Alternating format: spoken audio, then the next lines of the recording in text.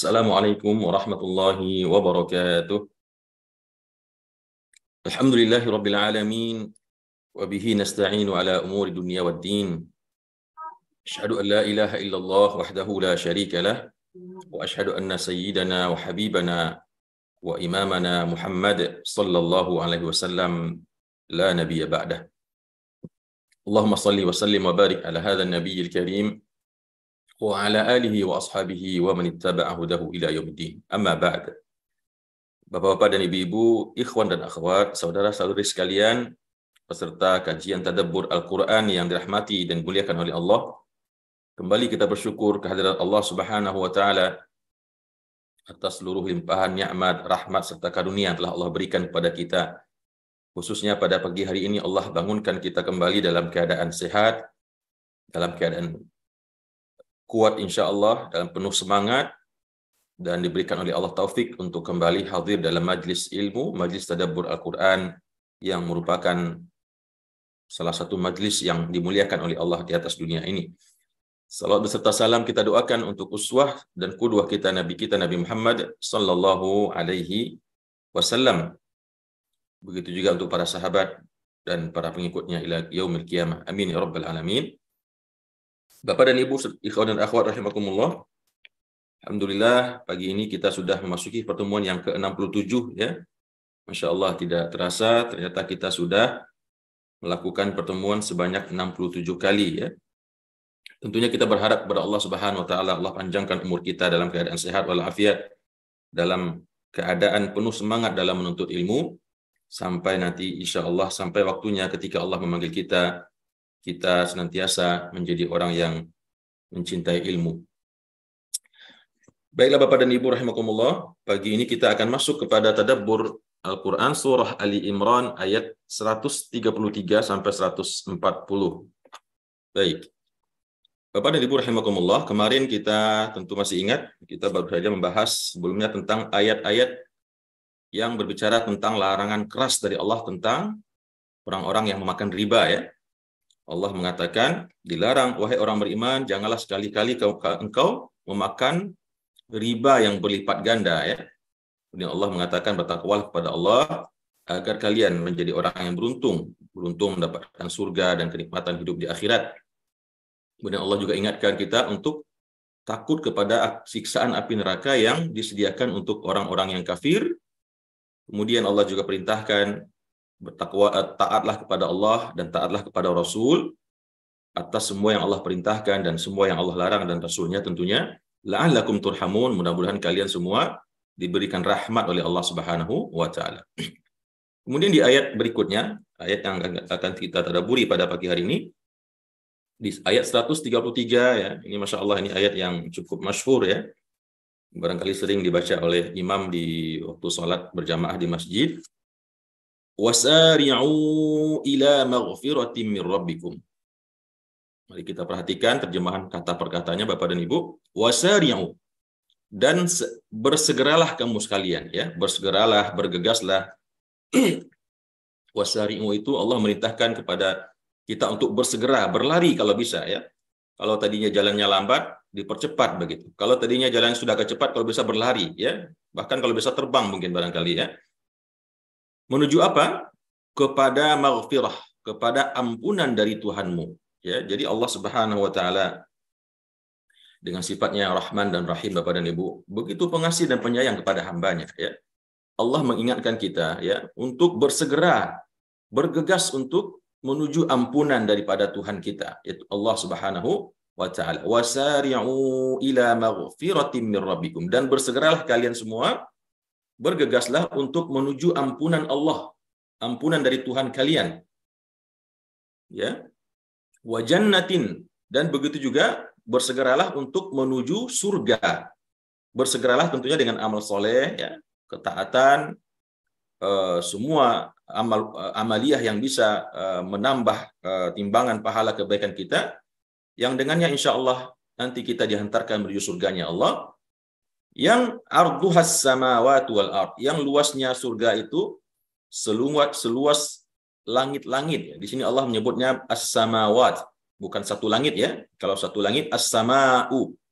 Tapi kalau banyak langit, as-samawat. Ya, seperti kita ketahui, Allah menciptakan 7 langit. Wal ard.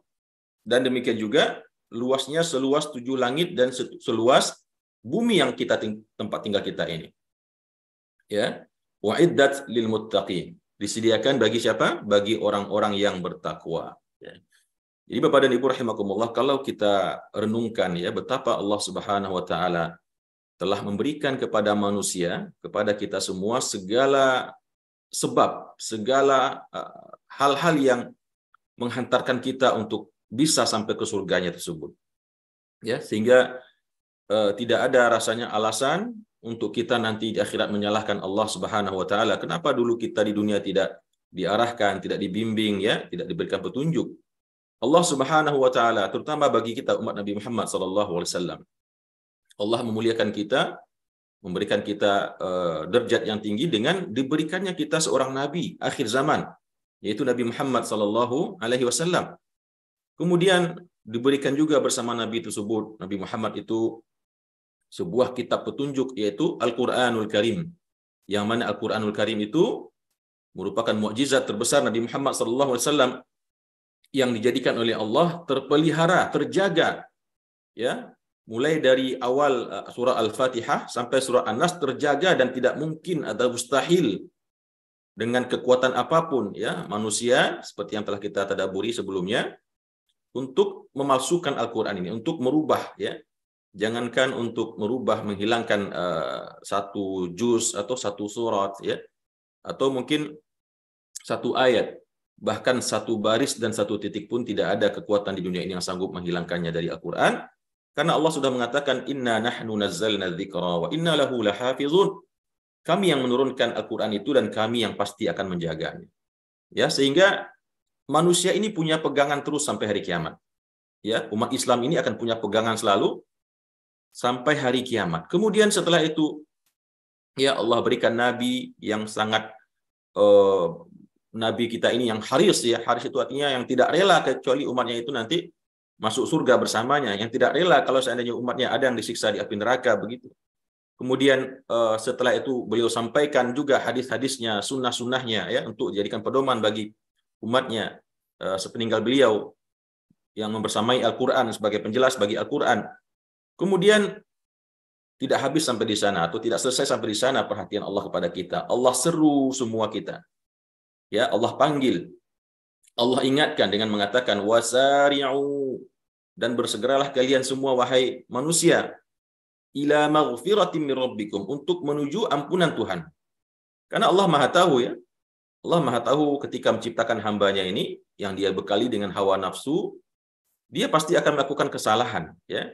Dia pasti akan khilaf, dia pasti akan terjerumus dan tergelincir pada kemaksiatan dan kemungkaran.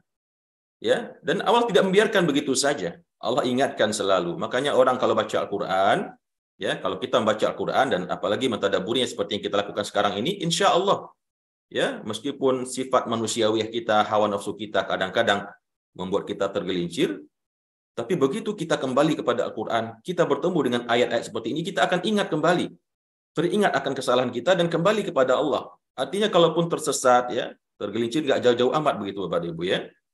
Masih sekitar nggak jauh-jauh dari kampung kita gitu. Tapi kalau nggak pernah baca Al-Qur'an, nggak pernah mentadabburinya, ya tersesatnya sangat jauh, bahkan hilang sama sekali begitu. Nauzubillah. Maka ketika kita baca Al-Qur'an, kita berjumpa dengan ayat ini, maka kita teringat Allah memanggil kita dengan Rahman dan Rahimnya Allah tersebut. Wasari'u ila maghfiratin min rabbikum. Ya, kata Allah bersegeralah, berlarilah kalau bisa menuju ampunan Allah. Berarti ampunan itu telah disediakan oleh Allah, akan diberikan. Tapi syaratnya bagaimana? Syaratnya dikejar. Ya, dikejar dan digapai maghfirah tersebut. Dia nggak akan datang begitu saja. Ya, jangankan Allah ya, kita saja manusia kalau orang bersalah kepada kita, kalau orang tersebut nggak minta maaf, ya kita juga ogah begitu ya. Kita nggak mau, kita gengsi lah ya. Untuk datang kepada dia, nanyain kamu mau minta maaf nggak gitu ya. Nggak mungkin ya. Biar dia datang sama kita, maka kita dengan insya Allah akan memaafkannya ya. Nah, demikian juga dengan Allah. Walillahil matsalul a'la, tentunya Allah juga menyediakan. Bahkan Allah ini lebih tentunya nggak ada bandingan dengan kita ya. Allah menyeru segeralah kalian untuk meminta maaf, kata Allah. Nggak dibiarkan begitu saja, padahal apa yang kurang Allah berikan kepada kita, ya. Mulai dari ujung rambut sampai ke ujung kaki, semuanya pemberian Allah. Bahkan yang kita makan, yang kita minum tiap hari pemberian Allah. Udara yang kita hirup semuanya milik Allah. Darah yang mengalir dalam tubuh kita semuanya milik Allah. Jantung yang berdegup, berdetak setiap detik itu diciptakan dan dijaga oleh Allah. Kemudian kita berbuat dosa pagi, siang, dan malam, naik ke langit, Allah turunkan kepada kita rahmatnya, tapi yang naik ke atas apa? Justru maksiat-maksiat kita. Tapi Allah nggak pernah marah. Allah tidak pernah marah, tidak pernah dendam, karena begitu sayang dan cintanya Allah kepada hambanya, ya, kepada manusia, kita semua. Dan Allah panggil kita selalu. Wasari'u ila maghfiratin min rabbikum, ya, wa jannatin, dan tidak sekedar dimotivasi, diseru untuk minta ampun saja. Tapi Allah ingatkan kita, ya, akan kehidupan yang abadi, yang penuh kenikmatan yang kekal, yaitu surga yang luasnya seluas langit dan bumi. Nah, Bapak Ibu bisa bayangkan, langit yang kita lihat di atas itu, kalau cara membayangkan bagaimana luasnya surga, langit tersebut masing-masing dibentangkan seperti kita sedang akan menjahit kain, ya. Ada kumpulan-kumpulan kain yang akan kita rajut, kemudian kita bentangkan di atas meja. Nah, kita bayangkan langit pertama dibentangkan sedemikian luasnya, kemudian disambungkan dengan langit yang kedua sedemikian luasnya, disambungkan lagi dengan langit yang ketiga sedemikian luasnya, sampai langit yang ketujuh, ditambah lagi luasnya bumi. Ya, dan dalam Al-Quran, bumi ini disebut juga bukan satu lapisan yang kita tapaki ini saja. Dia juga memiliki 7 lapis. Ya, nah itu dibentangkan semua, kemudian dijahit. Bisa kita bayangkan betapa luasnya surga tersebut. Dan dalam hadis pernah juga kita baca, itu luasnya satu surga yang diberikan kepada satu orang. Ya, satu orang mendapatkan surga yang seluas yang tadi kita jelaskan. Nah, bagaimana luasnya ke semua surga yang Allah berikan untuk semua hambanya yang beriman, yang telah divonis masuk surga, yaitu yang disediakan bagi uiddat lil muttaqin, yang disediakan bagi orang-orang yang bertakwa. Jadi mungkin ada yang bertanya, ya, kalau seandainya surga seluas langit dan bumi, berarti sudah mengambil semua bidang, begitu, ya. Lalu di mana neraka ditaruh oleh Allah? Ya, pertanyaan ini pernah disampaikan oleh kalau tidak salah Raja Najasyi atau hulu balangnya, atau katakanlah menterinya Raja Najasyi ketika menerima, atau Heraklius kalau tidak salah, saya agak lupa apakah Heraklius atau Najasyi, yang menerima utusan Nabi Muhammad SAW menawarkan kepada mereka untuk masuk Islam, ya, dan akan diberikan surga yang luasnya seluas langit dan bumi. Mereka waktu itu sempat mencemooh. Mereka bertanya, kalau seandainya surga seluas langit dan bumi, lalu neraka ditaruh di mana, begitu? Lalu bagaimana jawaban sahabat yang diberikan kecerdasan yang luar biasa? Mereka mengatakan, kalau seandainya malam datang, di mana letaknya siang? Ya, ketika malam datang, di mana letaknya siang? Atau sebaliknya, ketika siang datang, di mana letaknya malam? Ya, artinya apa? Itu adalah kekuasaan Allah Subhanahu wa Ta'ala, nggak perlu dipertanyakan itu. Ya, bagaimana caranya? Yaitu sesuatu yang nggak mungkin kita bayangkan kekuasaan Allah tersebut. Nah, surga dan maghfirah serta surga tersebut yang luasnya seluas langit dan bumi, Allah sediakan bagi orang-orang yang muttaqin, orang-orang yang bertakwa, ya, yang sudah kita jelaskan juga sebelumnya, ya, ketika kita membahas ayat puasa. Ya ayyuhalladzina amanu kutiba alaikumusyamu kama kutiba alal ladzina min qablikum la'allakum tattaqun. Ya, atau di ayat pertama surah Al-Baqarah, Alif Lam Mim dzalikal kitabu la raiba fihi hudan lil muttaqin. Telah kita jelaskan, ya. Nantinya kesimpulannya, orang muttaqin itu adalah orang yang menunaikan semua yang Allah perintahkan dan menjauhi semua yang Allah larang. Itulah orang muttaqin. Orang yang senantiasa hati-hati dalam kehidupannya, menjauhi segala sesuatu yang bisa mencampakkan dirinya ke dalam neraka, dan bersegera menuju amal soleh yang bisa mengantarkannya masuk dalam surganya Allah.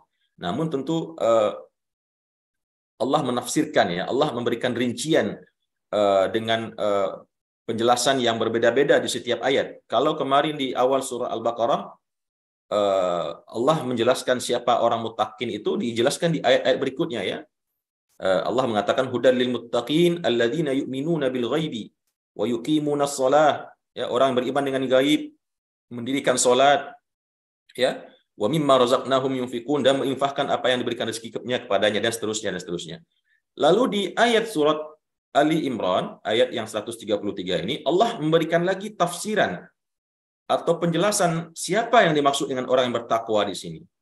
Nah, ini bukan berarti bertolak belakang ya Bapak dan Ibu, tapi Allah mendefinisikan banyak ternyata sifat orang muttaqin ini. Ada yang berdimensi ibadah kepada Allah, berdimensi vertikal, dan ada yang berdimensi horizontal. Di sini kita lihat.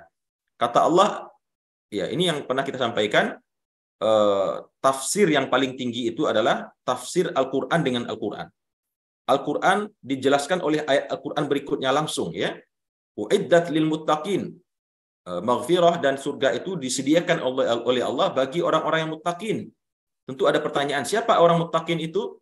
Maka dijelaskan langsung di ayat yang berikutnya. Allah mengatakan, alladzina yunfiquna fis sarra'i wad-dharra'i. Itu yang pertama, ya.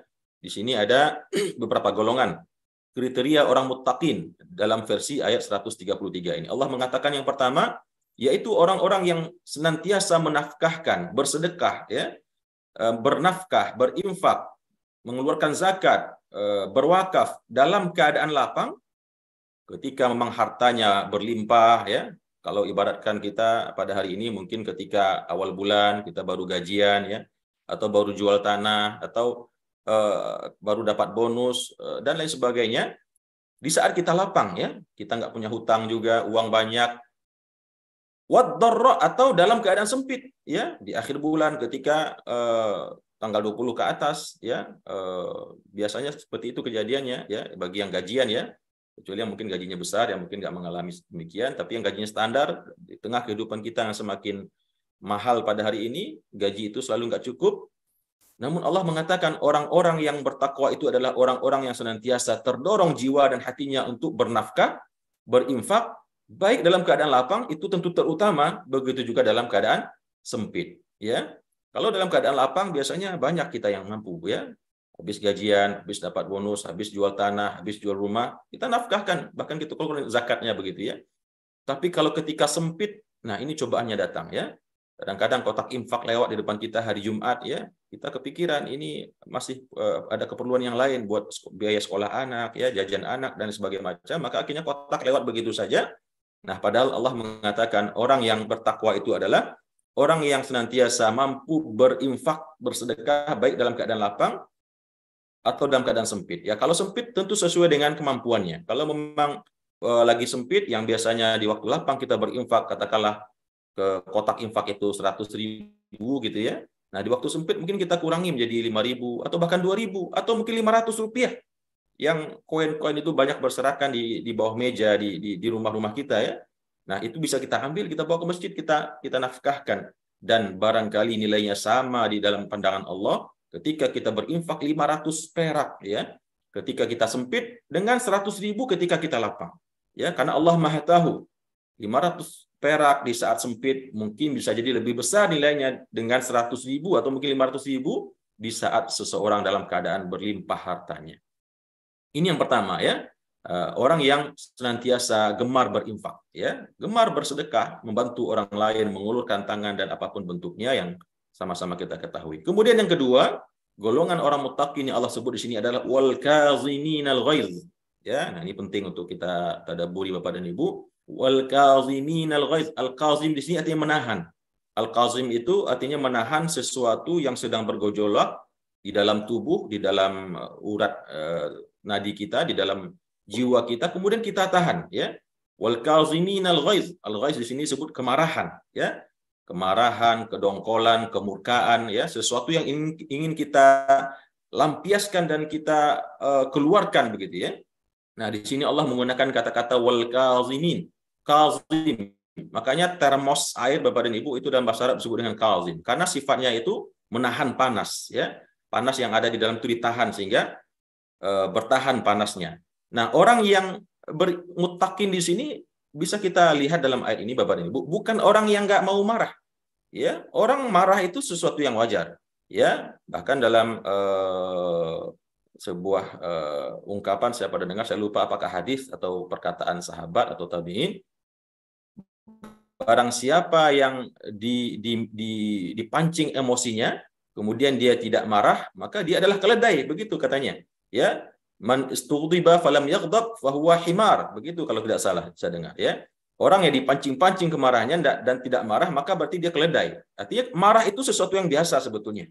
Ya, namanya kita manusia, kita punya emosi, ya, dan ada orang-orang tertentu yang memang diberikan oleh Allah mungkin sifat atau karakter mudah tersulut emosinya. Tapi permasalahannya bukan di emosinya sebetulnya. Permasalahannya adalah apakah kita sanggup menahan amarah tersebut. Ya, yang diminta oleh Allah itu menahan amarah. Jadi kadang-kadang kita pernah mendengar ada orang yang mengatakan begini, saya kalau marah lebih baik saya luapkan, karena kalau nggak nanti jadi penyakit. Ini tentu sebetulnya ungkapan yang kurang tepat sebetulnya kalau kita bawakan kepada Al-Quran. Orang kalau marah memang harus ditahan. Karena kalau tidak ditahan, nanti syaitan akan menunggangi kemarahannya, bisa banting pintu, bisa banting gelas, ya, bisa banting televisi, apapun yang dia dapatkan akan dia rusak, bahkan nauzubillah sampai bisa menyakiti orang lain. Ketika dia marah itu dia luapkan. Ya, ini agak panjang pembahasannya Bapak dan Ibu, ya, tapi mumpung kita membahas ayat ini, makanya Rasulullah SAW memberikan tuntunan. Ketika kita marah, kalau lagi berdiri diminta kita duduk, ya. Kalau lagi duduk disuruh kita berbaring. Ya, merubah posisi itu dapat mengurangi kadar kemarahan kita, ya. Dan kemudian dalam sebuah hadis dikatakan barang siapa, ya, yang marah, ya, kemudian dia menahan dirinya daripada kemarahan tersebut, padahal dia pada waktu itu sanggup untuk melampiaskannya, maka kelak akan Allah berikan kepadanya, akan Allah lindungi orang tersebut pada hari yang tidak ada yang selamat daripada kemurkaan Allah, itu pada hari kiamat. Jadi perkara menahan amarah ini Bapak dan Ibu sesuatu yang sangat azim di sisi Allah, ya. Menahan amarah. Bukan kita tidak boleh marah sama istri atau istri marah sama suami, ya. Tapi yang diminta oleh Allah adalah menahan amarah tersebut kepada anak terutama, ya, kepada tetangga, kepada rekan di tempat bekerja, maka orang yang baik. Makanya dalam hadis dikatakan laisa syadidu bisur'ah walakinnas sadid man yamliku nafsahu indal ghadab. Bukanlah dikatakan orang yang pemberani itu, yang gagah itu, yang jagoan itu orang-orang yang kalau marah langsung main pukul. Ya, kalau marah langsung mengumpat, mencaci, ngata-ngatain begitu, ya. Bukan itu orang yang hebat kata Rasulullah, bukan itu orang yang gagah pemberani. Walakinnas sadid man yamliku nafsahu indal ghadab.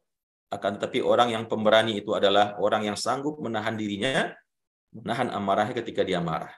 Nah, ini yang dimaksud dengan wal kaziminal ghaiz. Ini sebuah akhlak yang sangat agung, ya.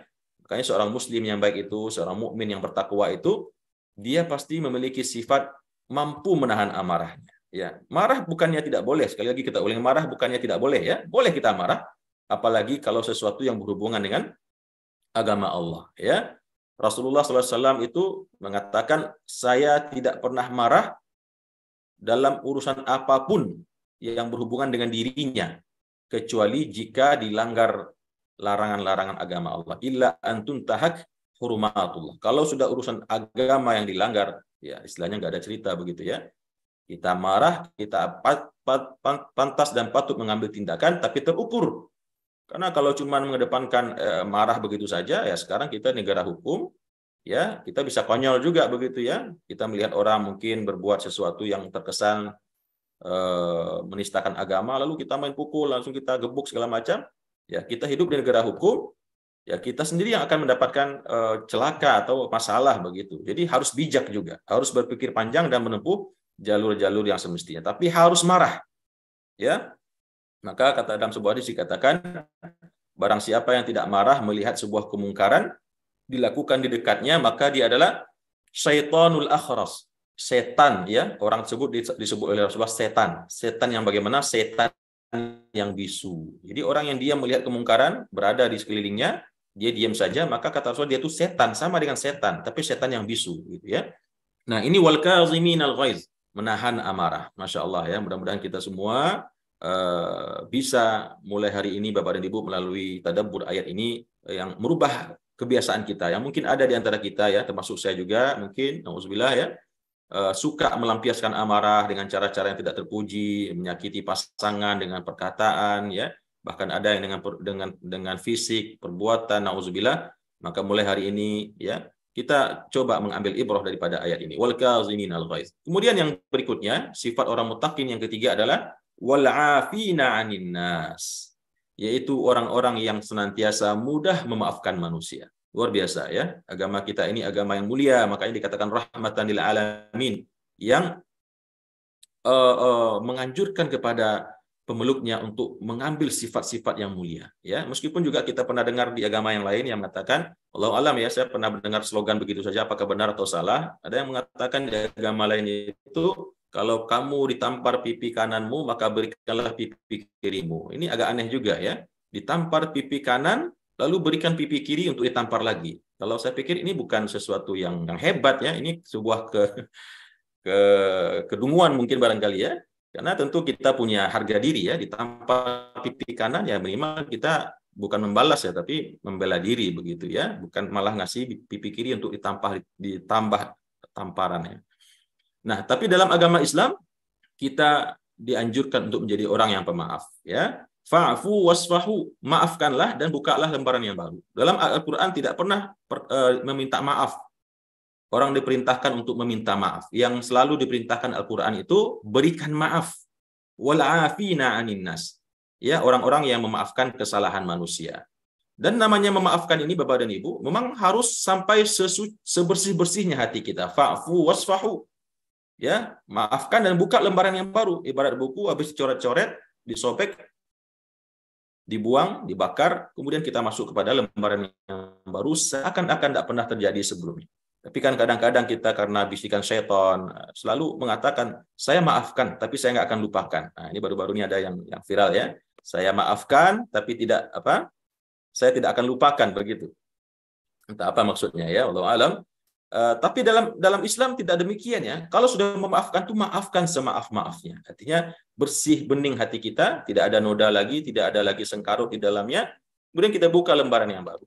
Nah, berbicara tentang memaafkan manusia ini, tentu Bapak dan Ibu pernah mendengar ya sebuah riwayat yang sahih juga dari Rasulullah SAW ketika beliau sedang duduk-duduk di masjid ya, tiba-tiba datang seorang laki-laki ya, sahabat, tapi sahabat ini tidak termasuk sahabat yang istimewa lah, tidak sahabat yang senior seperti Khulafaur Rasyidin dan sahabat-sahabat yang lain yang dekat sekali dengan Rasulullah. Tapi setiap orang ini masuk Bapak dan Ibu, Rasulullah mengatakan telah masuk kepada kalian salah seorang penduduk surga ya. Sekali Rasulullah berkata itu, sahabat biasa saja. Kemudian besoknya terulang lagi, Rasulullah mengatakan datang lagi orang tersebut karena dia agak suka telat datangnya, suka masbuk begitu ya. Atau mungkin dia datang ke masjid di waktu-waktu yang tidak biasa begitu mungkin barangkali, wallahu alam. Rasulullah kembali mengatakan telah masuk kepada kalian seorang penduduk surga. Sampai hal ini terulang 3 kali begitu diceritakan. Nah, maka seorang sahabat yang dalam riwayat disebut sahabat itu bernama Amr bin As ya. Amr bin As ini penasaran, ini siapa ini orang begitu. 3 kali Rasulullah mengatakan telah masuk kepada kalian penduduk surga. Maka beliau penasaran dan ingin mengetahui apa kiranya keunggulan orang ini, apa ibadah yang istimewa yang dia lakukan. Kemudian dia menemui orang tersebut dan membuat semacam sandiwara kecil ya. Dia mengatakan, saya habis berantem, habis berkelahi, atau katakanlah habis berdebat dengan ayah, saya diusir, begitulah kira-kira ya. Dan saya tidak punya tempat menginap malam ini, bolehkah saya menginap di rumahmu? Kemudian sahabat tersebut mengatakan, ya silakan ya. Padahal tujuannya maksudnya sebetulnya adalah untuk mengamati ya, apa kira-kira ibadah ya yang dilakukan. Maka begitu malam datang ya, dia berusaha melihat, mengintip kira-kira apa yang dilakukan oleh sahabat ini. Ternyata tidak, dia malah tidur ya. Tidurnya ngorok lagi gitu ya, sampai azan subuh. Ya, hari pertama dia belum menemukan jawabannya. Hari kedua dia amati lagi, ternyata tidak ada. Tidak ada salat tahajud, tidak pula baca Al-Quran, tidak pula berzikir ya. Seperti kebanyakan orang begitu. Sampai kemudian hari ketiga dia amati lagi, ternyata sama, nggak ada yang istimewa ya. Maka karena bertamu itu syaratnya cuma 3 hari, hari setelah itu sorenya dia pamit. Sebelum dia pamit, dia bertanya kepada sahabatnya tersebut, wahai sahabatku, lebih kurang begitu ya, saya cuma bercerita bukan menyampaikan bunyi hadis. Waktu itu Rasulullah mengatakan, di tengah-tengah kami telah masuk kepada kalian salah seorang penduduk surga, yaitu engkau ya. Nah, apa kiranya amalan istimewa yang engkau lakukan? Tentunya orang ini juga kaget ya. Kaget ya, tentu kalau kita yang disampaikan, tentu kita bukan kaget lagi, kita sudah terbang mungkin ya, mendapat berita kalau kita dijamin atau dijanjikan atau diramal menjadi salah seorang penduduk surga. Sahabat ini mengatakan, saya nggak punya amal yang istimewa, tapi barangkali kata beliau, saya punya suatu kebiasaan, ya, punya suatu kebiasaan. Nah, apa itu kebiasaannya? Kata beliau, saya tidak memejamkan mata. Tidak pernah saya beranjak tidur memejamkan mata sebelum saya mengingat semua kesalahan manusia yang pernah dilakukan kepada saya pada siang hari. Kemudian setelah saya ingat wajahnya satu-satu, kemudian saya maafkan. Ya, diingat satu-satu semua kezaliman, semua tindakan yang tidak menyenangkan yang dilakukan oleh manusia kepada dirinya, kemudian dia ingat wajah orang tersebut dan dia maafkan. Ya, dia maafkan. Itu yang dilakukan setiap hari. Artinya apa Bapak dan Ibu? Setiap malam dia memaafkan manusia. Semua manusia dia maafkan. Sehingga dia tidur ya dalam keadaan hatinya yang suci, yang bersih. Kemudian dan begitu seterusnya. Artinya berhubungan dengan wala'afina aninas ini, kita dianjurkan untuk menjadi orang yang pemaaf, ya, pemaaf, melupakan. Ya, apalagi kalau kita bisa menganggap orang yang melakukan itu masih saudara kita, saudara seagama, ya. Allah mengatakan innamal mu'minuna ikhwah. Orang yang beriman itu bersaudara. Sebesar apapun kesalahan dia lakukan kepada kita, dia saudara kita. Ya, dia saudara kita. Dia sama-sama orang-orang yang beriman kepada Allah dan menjadi pengikut Rasulullah SAW. Wallahu yuhibbul muhsinin, dan Allah mencintai orang-orang yang berbuat baik. Itu orang-orang yang tadi disebutkan, berinfak dalam keadaan lapang dan susah, ya. Kemudian menahan amarah, kemudian memaafkan manusia. Maka orang-orang di sini Allah tambah gelarnya satu lagi, yang tadi sudah disebut dengan muttaqin. Allah tambah gelarnya dengan gelar muhsinin, orang-orang yang suka berbuat baik, ya, orang-orang yang suka berbuat baik atau muhsinin. Kemudian Bapak dan Ibu rahimakumullah, di ayat berikutnya ini masih tambahan ya, masih tambahan kriteria golongan orang-orang yang muttaqin tadi, yang diberikan surga dan maghfirah kepadanya. Tadi baru 3 sifat ya, 3 golongan: bernafkah dalam keadaan lapang dan sempit, kemudian menahan amarah, kemudian yang ketiga memaafkan manusia. Kemudian yang keempat, Allah mengatakan walladzina idza fa'alu fahishatan aw zalamu anfusahum dzakarullah. Yaitu orang-orang yang jika mereka mengerjakan suatu perbuatan fahisyah. Fahisyah ini sebuah maksiat yang keji ya. Maksiat yang biasanya maksiat ini tidak bisa dihapus dengan sekedar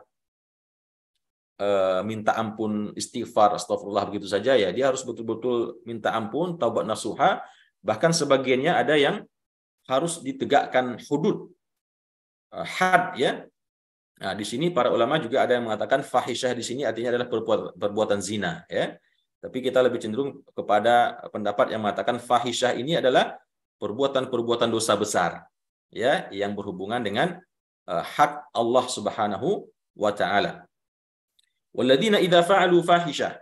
Orang-orang yang jika mereka mengerjakan perbuatan keji ya, maksiat, au zalamu anfusahum, atau mereka menzalimi diri mereka yang pernah kita sampaikan, menzalimi diri dengan berbuat kemusyrikan, berbuat syirik ya, atau mungkin dia berbuat aniaya kepada dirinya dengan melakukan hal-hal yang nanti dapat membuat amal ibadahnya hilang, seperti menghina orang lain, menzalimi orang lain, yang tentunya itu pada dasarnya adalah menzalimi diri sendiri. Karena begitu di akhirat nanti, yang dia merasa dia akan masuk surga karena banyaknya ibadahnya, tahu-tahu dia tertahan masuk surga karena dituntut oleh orang lain, malah yang terjadi semua amal ibadahnya habis dan dia menjadi orang yang bangkrut begitu ya, dan akhirnya ditendang masuk neraka, nauzubillah. Yaitu orang-orang yang jika mereka zalamu anfusahum, tentu di sini artinya adalah tergelincir ya, bukan sengaja ya, bukan dalam artian berbuat dengan sengaja, menzalimi diri atau berbuat fahisyah ya, tapi tidak sengaja karena dorongan hawa nafsu lah begitu. Karena dorongan hawa nafsu melakukan maksiat ya, katakanlah zina misalkan, ya nauzubillah. Dzakarullah, lalu mereka teringat kepada Allah. Mereka teringat kepada Allah, fastaghfaru lidzunubihim. Ketika mereka ingat, maka mereka langsung beristighfar, ya. Jadi urutannya ketika kita berbuat maksiat, Bapak dan Ibu, ya. Urutannya adalah ingat Allah dan langsung beristighfar. Ya, langsung beristighfar, ingat Allah kemudian langsung beristighfar kepada Allah Subhanahu wa taala, meminta ampunan atas dosa tersebut. Kemudian wa may yaghfirudz dzunuba illallah, dan dia yakin bahwasanya siapa yang bisa dapat mengampuni dosa-dosa tersebut kecuali Allah Subhanahu wa taala. Ketika dia minta ampun itu, dia menghadirkan perasaan dalam jiwanya, kalau bukan kepada Allah, kepada siapa lagi dia minta ampun. Dia yakin bahwasanya Allah itu Maha Pengampun, Maha Pemaaf, ya, dan Allah dalam banyak tempat dalam Al-Qur'an mengatakan la taqnatu min rahmatillah. Jangan pernah berputus asa daripada rahmat Allah, daripada ampunannya Allah Subhanahu wa taala. Walam yusirru ala ma fa'alu wa hum ya'lamun. Dan mereka tidak terus melakukan, tidak lagi mengulang-ulang dengan israr. Israr itu mengulang sesuatu dengan ngotot begitu, ya. Bukan tidak sengaja lagi, tapi sudah sengaja sifatnya. Dan dia tidak mengulangi lagi dengan sengaja apa-apa yang telah dia kerjakan dari perbuatan fahisyah tadi dan kezaliman tadi. Wahum ya'lamun, dan mereka padahal mereka mengetahui akan hukumnya, akan siksaan yang dijanjikan oleh Allah terhadap maksiat tersebut. Artinya Bapak dan Ibu, kesimpulannya dari ayat ini, orang-orang yang seperti ini termasuk golongan orang yang muttaqin, ya, yaitu orang yang kalau dia tidak sengaja berbuat dosa, ya, bahkan dosa itu mungkin dosa besar sekalipun, lalu dia atau berbuat zalim kepada dirinya, ya, dengan berbuat aniaya kepada orang lain.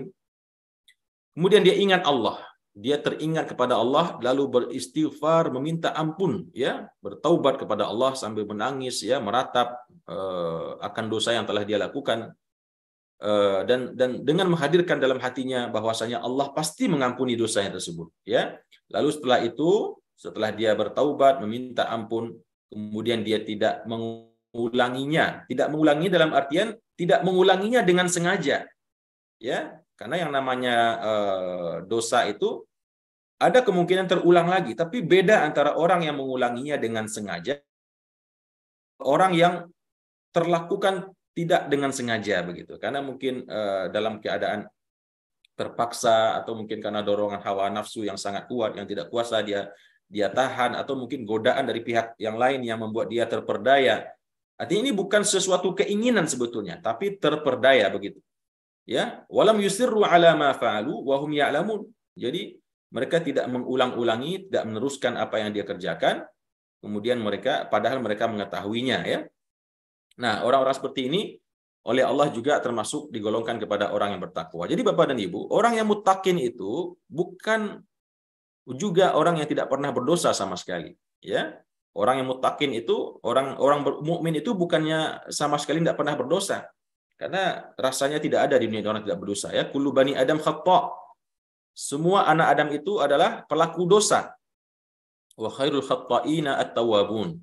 Dan sebaik-baik orang yang melakukan kesalahan itu adalah orang-orang yang salah, ya. Makanya Allah sediakan ampunan. Bahkan dalam sebuah hadis, ya, Allah mengatakan dalam sebuah hadis,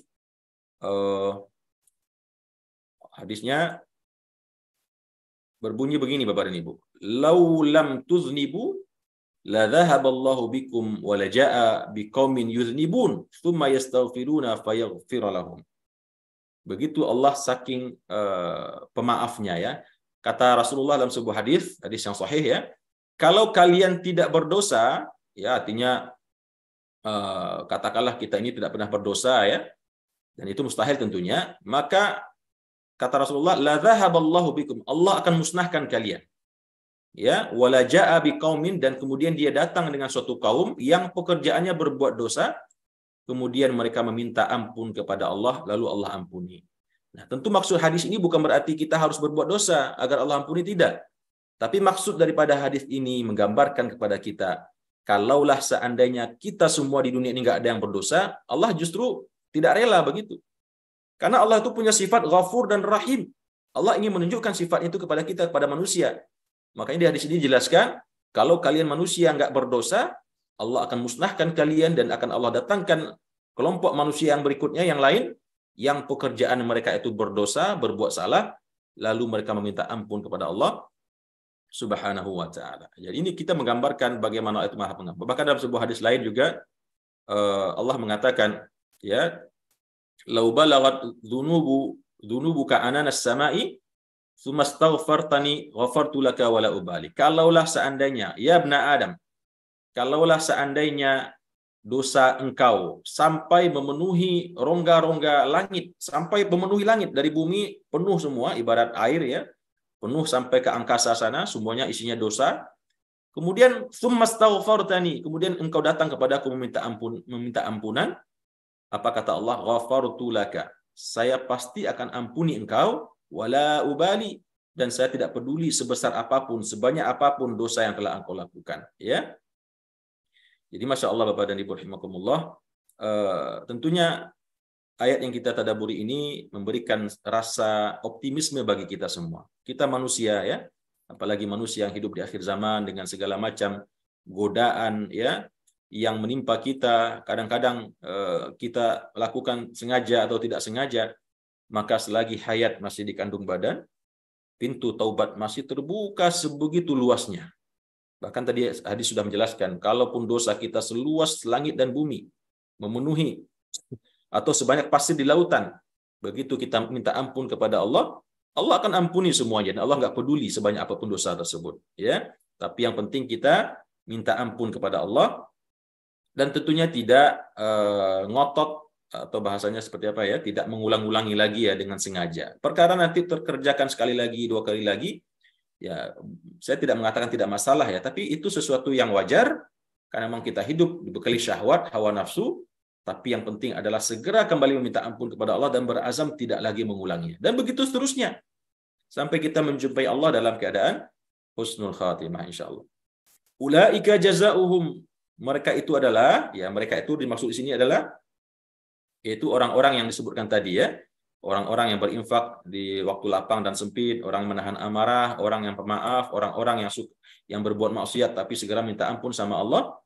Ulaika, mereka itu adalah jazaohum, balasan bagi mereka maghfiratum mir rabbihim, pengampunan dari Tuhan mereka, wa jannatun tajri, dan surga-surga yang mengalir min tahtihal anhar, di bawahnya sungai-sungai, khalidina fiha, mereka kekal selama-lamanya di dalamnya, wa ni'ma ajrul amilin, dan itulah sebaik-baik pahala atau balasan bagi orang yang beramal ya. Ingat di sini Bapak Ibu, Allah mengatakan wa ni'ma ajrul amilin, sebaik-baik pahala bagi orang yang beramal ya, bukan orang yang diam saja, yang hanya mengatakan beriman dalam hatinya saja tapi tidak pernah beramal. Tidak pernah beramal soleh, tidak pernah sholat, tidak pernah puasa, tidak pernah bersedekah, ya, tidak pernah haji. Nah, makanya Allah mengatakan wa ni'ma ajrul amilin, dan itulah sebaik-baik pembalasan yang Allah berikan kepada orang-orang yang beramal soleh tadi. Ya, berinfak, ya, memaafkan orang lain, menahan amarah, kemudian juga selalu bertaubat, memohon ampunan kepada Allah Subhanahu wa taala. Kemudian di ayat berikutnya Allah mengatakan, ya Allah mengalih kembali cerita ya kepada cerita yang lain, masih berhubungan dengan perang Uhud yang kemarin kita tadaburi. Allah mengatakan qad khalat min qablikum sunanun. Ya, qad khalat min qablikum sunanun.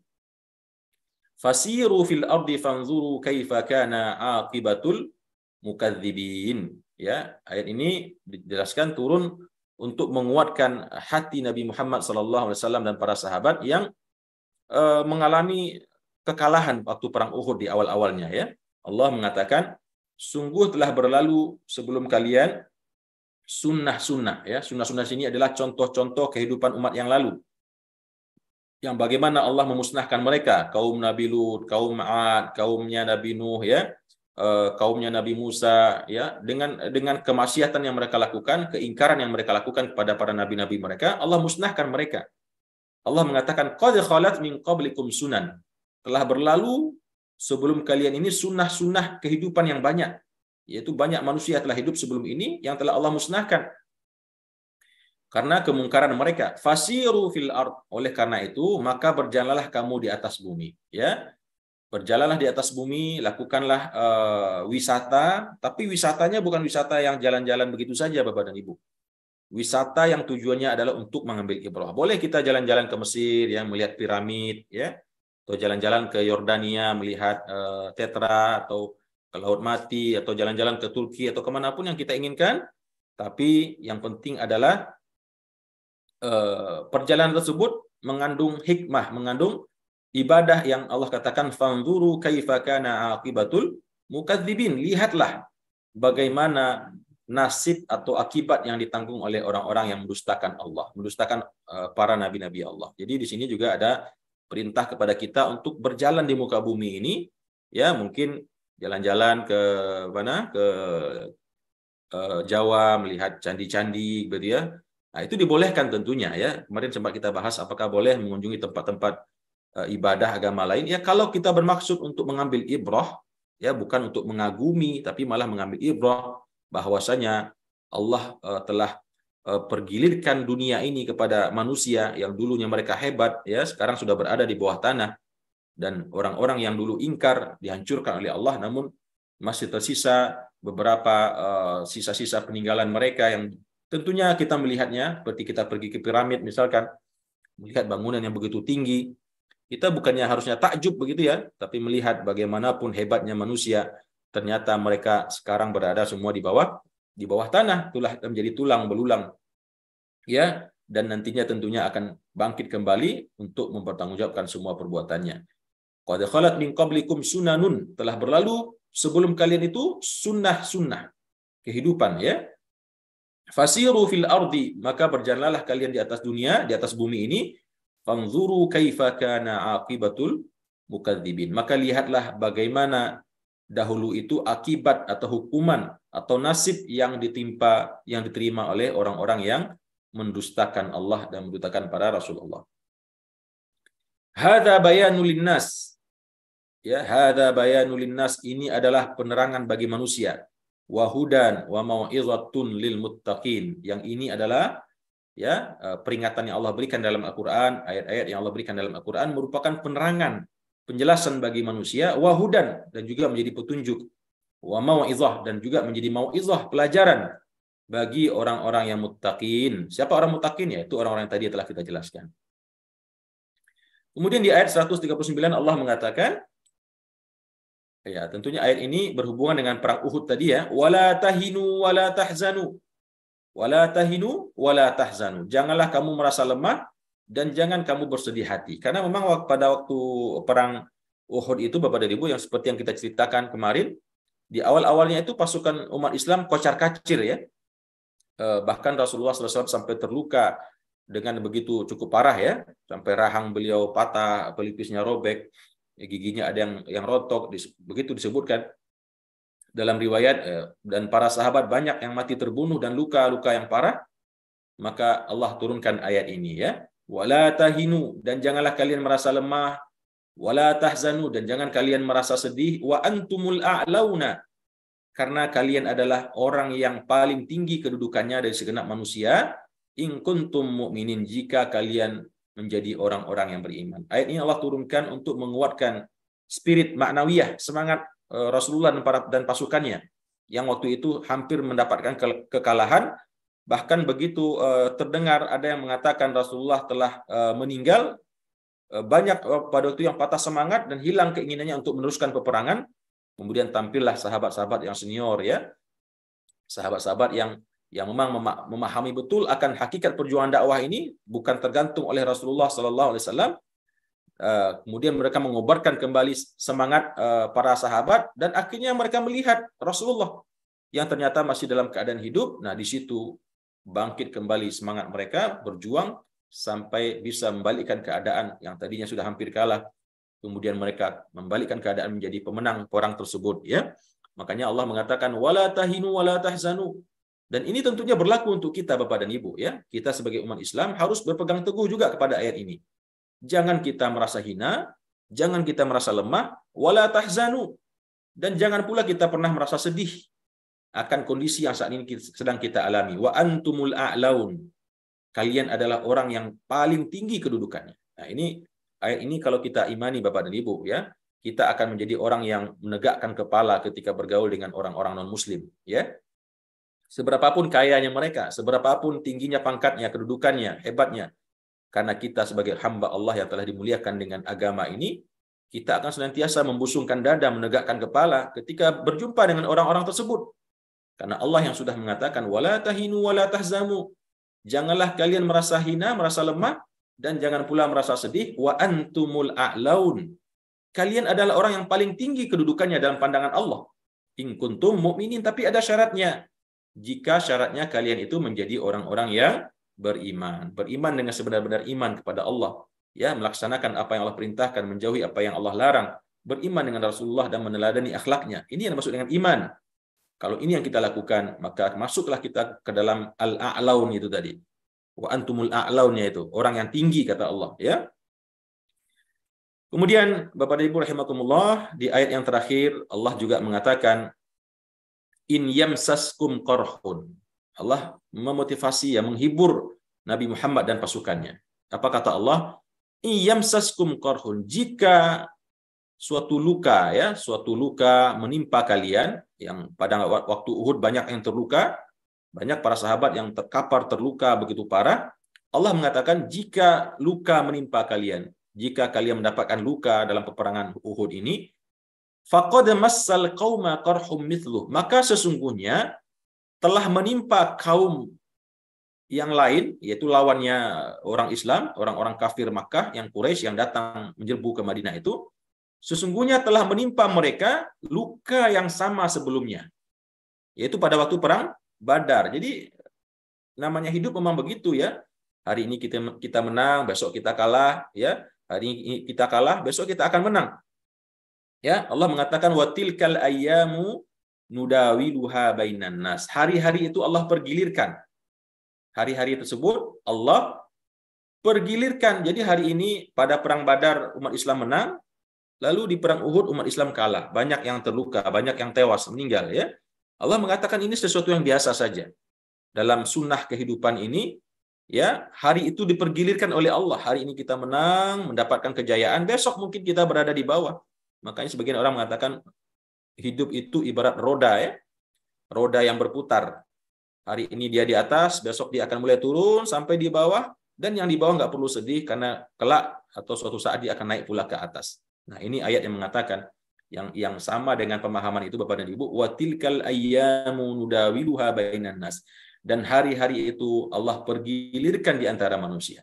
Hari ini kita boleh sombong dengan kekayaan kita, besok orang akan datang lebih kaya lagi daripada kita dan mungkin lebih sombong lagi dari kita.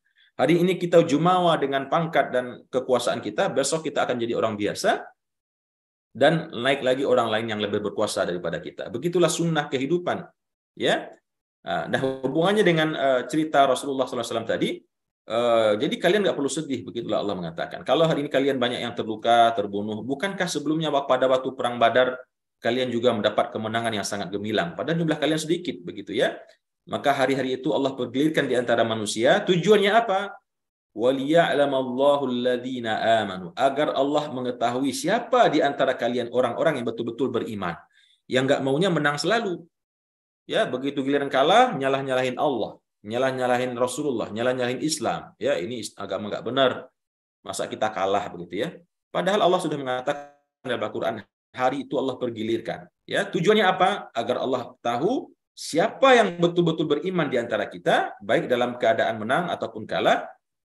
Kemudian wayattakhidha minkumus syuhada, dan agar tujuannya juga kalau ada kekalahan, agar ada orang yang menjumpai mati syahid. Kalau menang selalu nggak ada yang mati syahid nanti. Ya, perang menang nggak ada, mungkin matinya cuma satu, ya. Lalu bagaimana dengan orang-orang yang ingin mendapatkan kemuliaan mati syahid? Maka Allah bikin kalah sesekali agar banyak yang meninggal, tapi yang meninggal itu kan mati syahid, ya. Dan ini dulu yang sempat dicemooh oleh Abu Sufyan, ya, ketika perang Uhud itu umat Nabi Muhammad mengalami kekalahan, dia mengelak, tuh rasain, ya, kemarin kalian kami kalahkan, kalian mengalahkan kami di perang Badar, sekarang di sini di Jabal Uhud gantian kalian kami kalahkan dan banyak yang tewas. Lalu apa jawaban Rasulullah? Ya, orang-orang yang mati di kalangan kami adalah orang-orang syuhada masuk surga, sedangkan orang-orang yang mati di kalangan kalian adalah menjadi penduduk neraka jahanam, ya. Nah, begitu jawaban Rasulullah, sehingga menambah sakit hatinya Abu Sufyan pada waktu itu. Jadi agar Allah mengambil di antara kita orang-orang yang menjumpai mati syahid, ya, dengan diberikan kekalahan tersebut. Wallahu la yuhibbuz zalimin, dan Allah tidak menyukai orang-orang yang zalim, ya, orang-orang yang menzalimi dirinya, yang hanya ingin untung saja, ya, selalu ingin menang. Kalau sudah kalah meninggalkan agama Islam, yang mengatakan agama yang enggak benar dan segala macam. Maka ini Allah sebut juga dengan orang-orang yang zalim, ya, yang beragama dengan satu wajah saja, ya, di saat senang saja maunya jadi orang Islam, begitu ada kesusahan pengen keluar daripada barisan kaum muslimin. Inilah Bapak dan Ibu rahimakumullah, sedikit tadabbur kita pada pagi hari ini.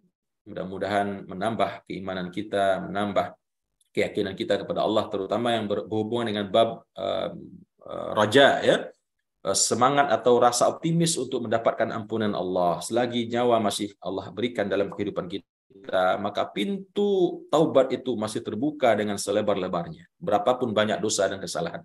Makanya penting kita Bapak dan Ibu menjadi seseorang yang senantiasa memberikan harapan kepada orang lain. Jangan melihat orang bermaksiat itu dengan pandangan sinis, ya, pandangan hina. Nggak boleh begitu. Karena Allah saja masih membuka pintu rahmatnya. Dan Allah yang Maha Tahu, barangkali dia akan mengakhiri usianya dengan husnul khatimah, dan na'udzubillah barangkali kita yang mendapatkan akhir hayat kita dengan su'ul khatimah, karena hanya Allah yang tahu, ya. Nah, demikianlah mungkin Bapak dan Ibu, wallahu alam, banyak sekali hikmah yang tentunya waktu kita tidak cukup untuk membahas semuanya. Begitu juga dengan kedangkalan ilmu yang saya miliki, sehingga ini yang bisa kita sampaikan pada pagi hari ini. Mudah-mudahan bermanfaat, dan terima kasih atas perhatian dan kehadirannya. Mohon maaf atas salah dan khilaf perkataan saya.